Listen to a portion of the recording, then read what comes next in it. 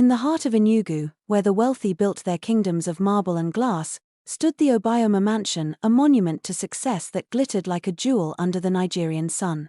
Inside, Amaka moved through rooms filled with Italian leather sofas and crystal chandeliers imported from Dubai, her designer heels clicking against imported tiles that cost more than most families earned in a year.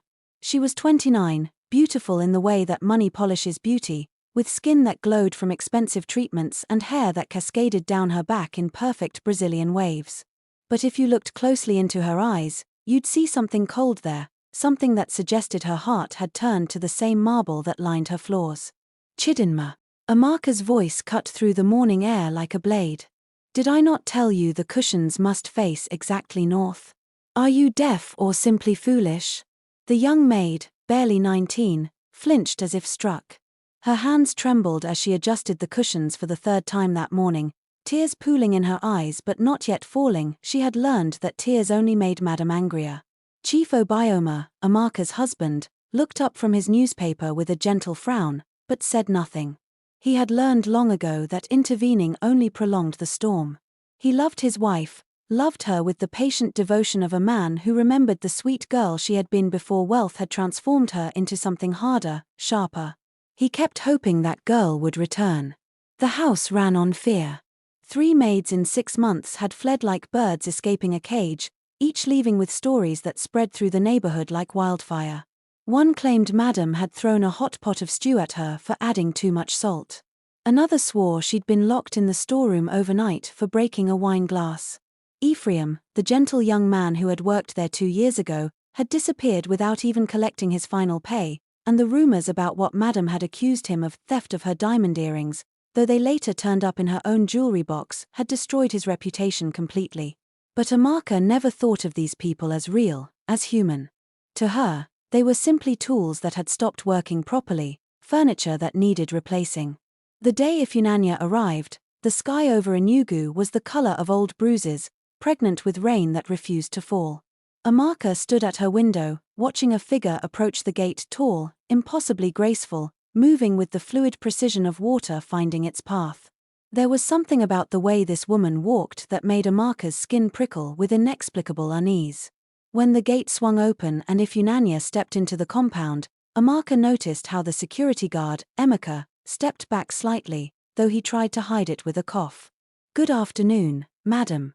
Ifunanya's voice was soft, melodious, but underneath it ran something else, something that reminded Amaka of the hum of high-tension wires before a storm. She was perhaps 30, with skin the deep color of polished ebony and eyes that seemed to see too much, to look not at you but through you, into the places where you kept your secrets. Her letter of recommendation was impeccable, her references glowing. The agency had called her the best maid in Enugu, quiet, efficient, almost invisible. That last word hung in the air between them like a prophecy. "You'll start immediately," Amaka declared, not asking, never asking. "I expect perfection. I expect silence. I expect you to anticipate my needs before I voice them. Do you understand?" Ifunanya smiled, a small, knowing smile that never quite reached those penetrating eyes. "Yes, madam. I understand exactly what you expect." And there was something in the way she said it, some subtle emphasis on that last word, that made Amaka's heart skip a beat. But the moment passed, and Amaka dismissed the feeling as nonsense, as she dismissed most things that didn't fit into her carefully controlled world. Within hours, the house began to change.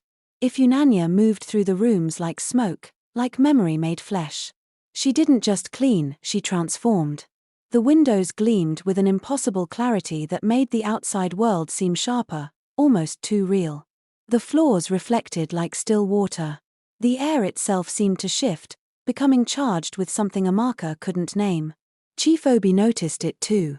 That evening, he came home to find his favorite meal prepared exactly as his mother used to make it, down to the precise amount of utazi leaves in the soup, a recipe he'd never shared with anyone. "This new maid," he said to Amaka, wondering in his voice, "she's extraordinary. How did she know?" But Amaka couldn't answer, because she was staring at the dining table, at the way the napkins were folded into shapes she recognized from her grandmother's house, patterns she hadn't seen in 20 years. Night fell differently in the Obioma house after Ifunanya's arrival. The darkness seemed thicker, more alive, pressing against the windows like something trying to get in, or perhaps trying to keep something trapped inside. Amaka woke at 3 a.m. to the sound of humming, a low melodious sound that seemed to come from everywhere and nowhere, a lullaby that tugged at memories she couldn't quite grasp. She lay in bed, her body rigid with fear, listening as soft footsteps passed her door, though when she summoned the courage to look, the hallway was empty. Chief Obi slept soundly beside her, snoring gently, oblivious to the change in the air, the way shadows pooled in corners they shouldn't reach, the way the house itself seemed to be holding its breath.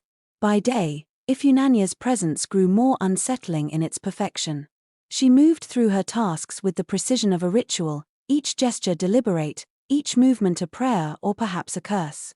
Amaka began to notice small things, how Ifi never seemed to blink when you looked directly at her, how her reflection in mirrors appeared a fraction of a second late, how the plants in the house bloomed with unnatural vigor wherever she passed. The other household staff, the driver, the gateman, the gardener, began to avoid coming inside.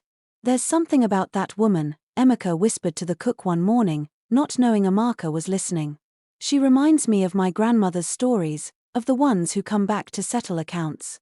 Then came the morning when Amaka saw her. I really saw her. Ifunanya was standing in the kitchen, her back to the door, and Amaka caught a glimpse of her profile reflected in the polished copper pot hanging on the wall. And in that reflection, for just a heartbeat, the face was different, younger, rounder, with tribal marks on the cheeks that Ifi didn't have. Amaka gasped, and the image snapped back to normal, but the copper pot swung wildly on its hook, though there was no breeze, no reason for it to move. That's when the memory came flooding back like a dam breaking inside her mind. Ephraim. Sweet, gentle Ephraim with his ready smile and careful hands. 2 years ago, Amaka had accused him of stealing her diamond earrings, those cursed earrings she'd later found in her own bathroom drawer, where she'd carelessly tossed them herself. But the accusation had been made publicly, viciously. She'd called the police, had him questioned roughly, his small room in the boys' quarters searched and turned inside out while neighbors watched. His mother had come, an elderly woman bent with age and poverty, begging on her knees. "Please, madam, my son is not a thief. This will destroy him." But Amaka had been drunk on her own power, on the righteousness of her anger, and she'd sent them both away with threats and curses.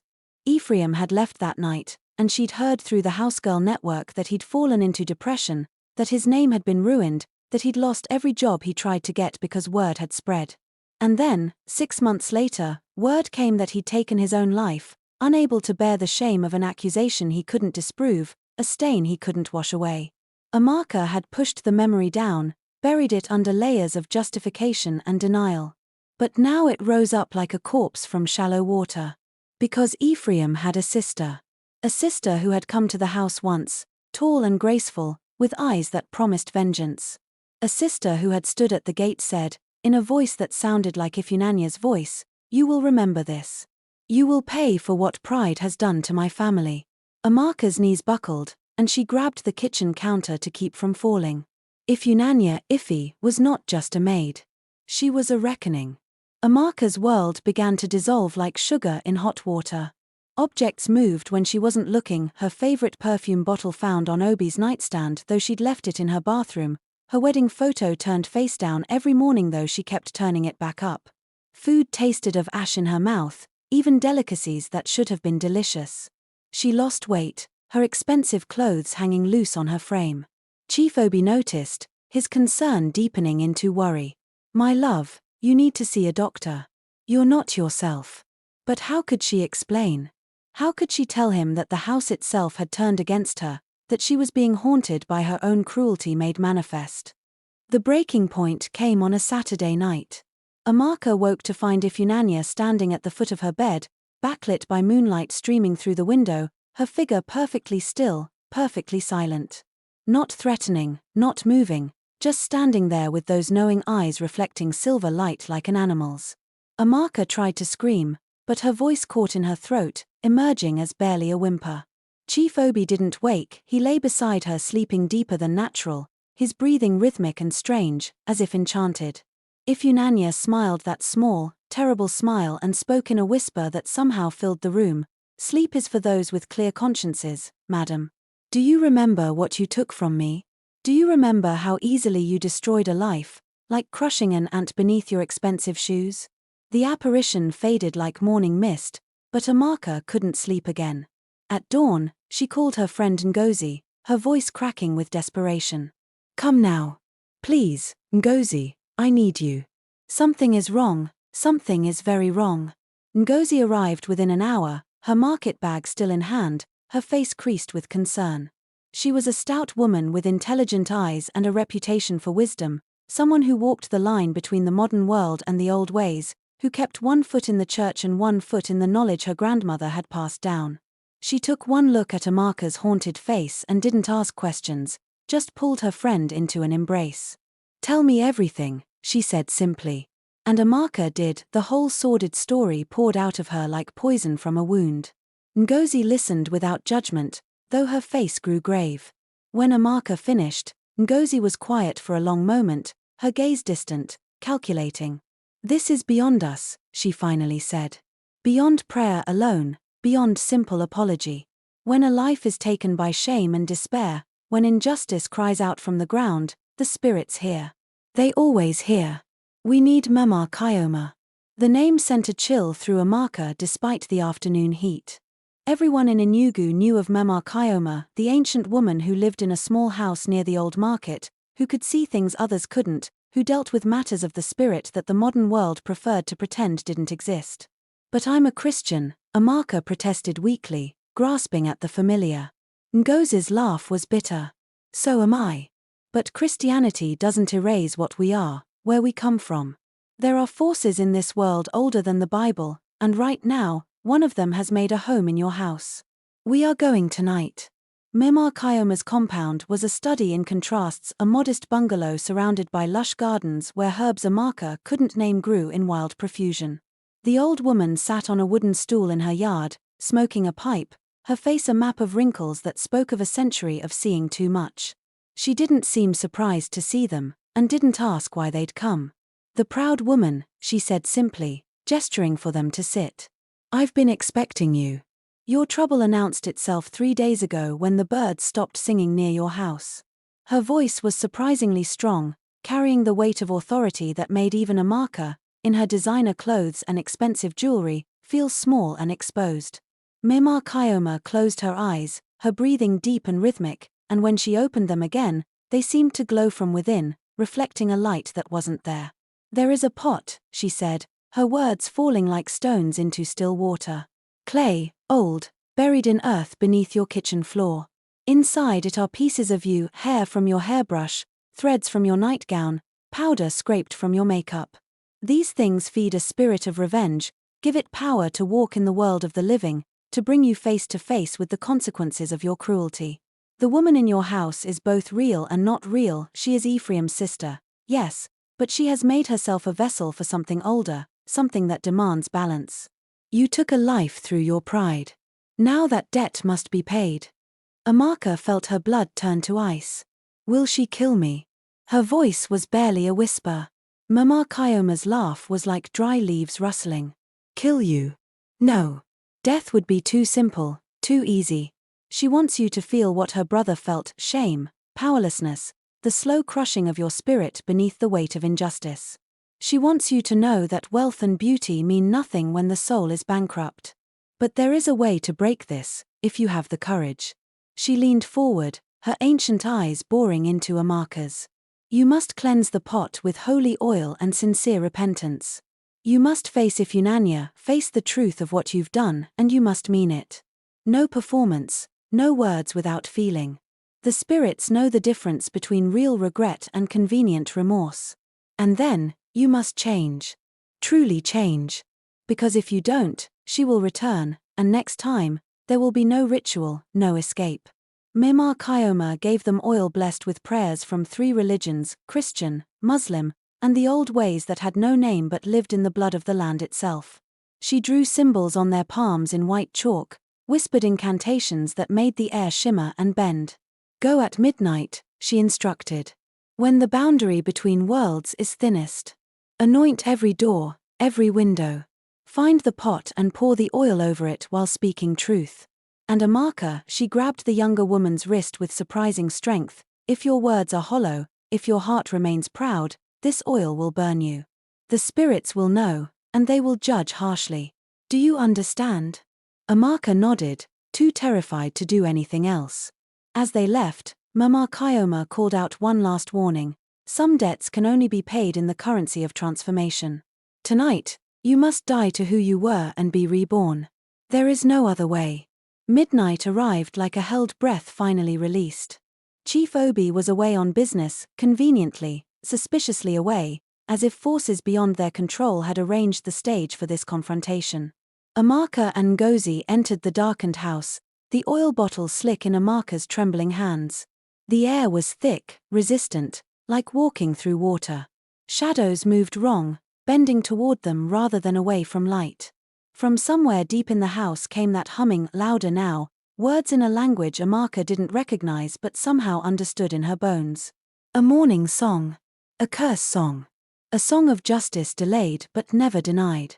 They moved from room to room, anointing door frames with oil that sizzled and popped when it touched the wood, as if the house itself was infected. Ngozi prayed aloud, her voice strong and sure, calling on angels and ancestors, on Christ and the old gods who'd watched over these lands before Christianity arrived. The temperature dropped so rapidly that their breath misted in the air, and frost formed on the windows despite the tropical heat outside.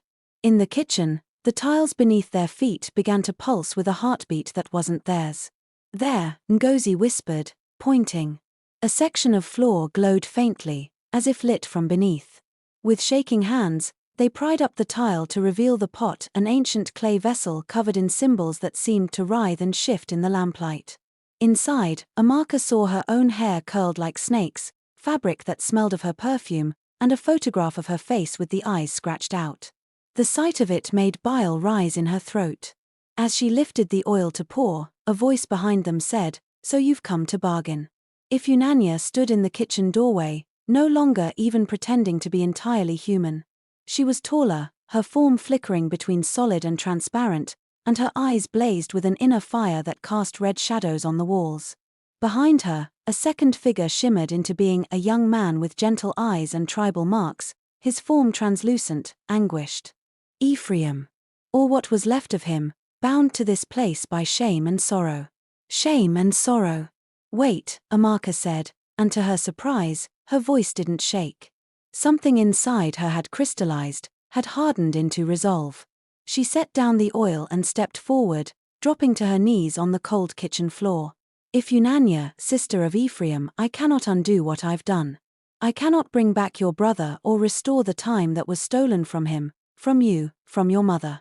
I was cruel because I could be, because I had power and I mistook that power for righteousness. I destroyed a good man's life over nothing, over my own carelessness and pride, and when I realized my mistake, I was too proud to admit it, too invested in being right to care about being just." Tears streamed down her face now, hot and genuine, perhaps the first real tears she'd shed in years. "I am sorry. Those words are not enough, they will never be enough, but they are true. I am sorry, and I am ashamed, and I will carry this weight for the rest of my life." The kitchen fell silent. Even the humming stopped. Ephraim's ghost moved closer, his face twisted with emotions too complex to name: anger, grief, something that might have been pity. Ifunanya's form solidified, becoming fully human again, and for the first time, Amaka saw the pain behind those knowing eyes, the years of rage and planning, the love for a brother whose light had been snuffed out too soon. "Apologies are wind," Ifunanya said, but her voice had lost its otherworldly echo. "What will you do?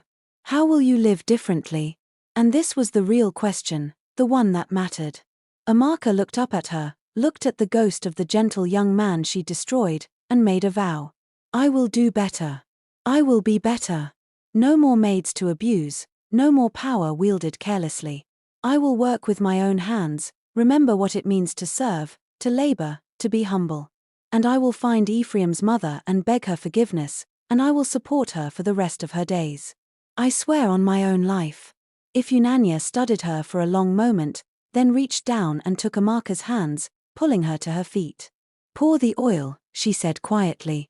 Amaka did, her hands steady now, and as the blessed liquid touched the contents of the pot, They burst into flames, white, pure flames that gave off no heat but consumed everything, reducing hair and cloth and powder to ash that sparkled and disappeared.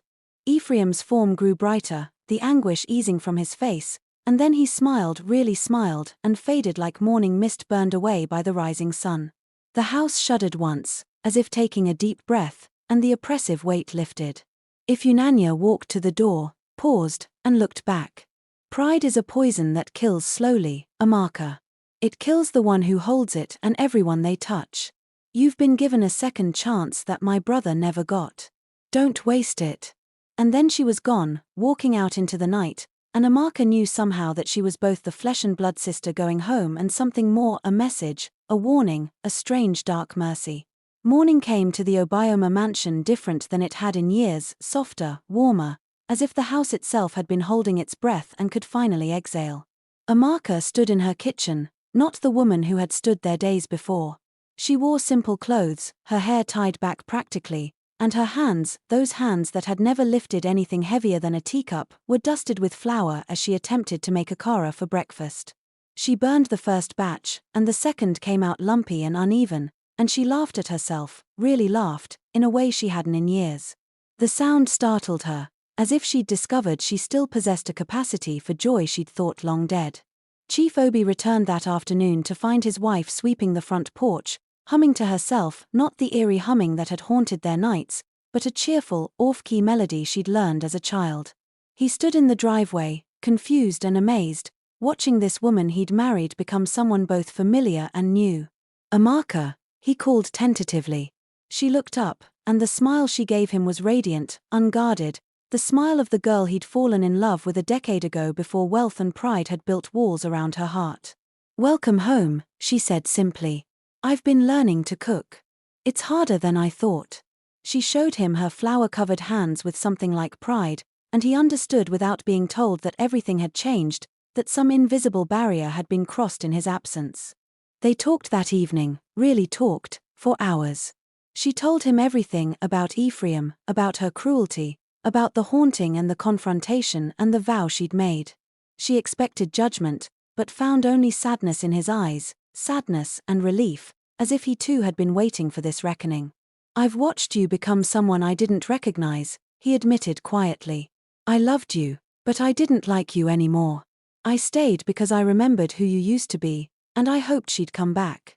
He reached across the table and took her hand. "Is she back? The girl I married?"